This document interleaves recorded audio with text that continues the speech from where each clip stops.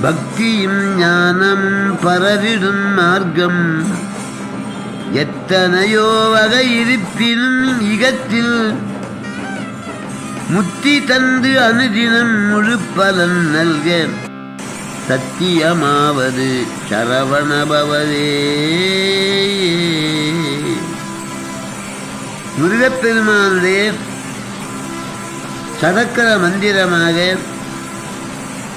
ஓம் குமாராய நம என்று ஜெபிக்கின்ற ஒரு மரபு உண்டு.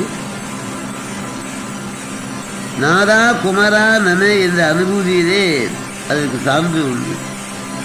பாம்பன் சுவாமி சரவண பவ என்ற 6 எழுத்தை உபதேசம் பெற்று,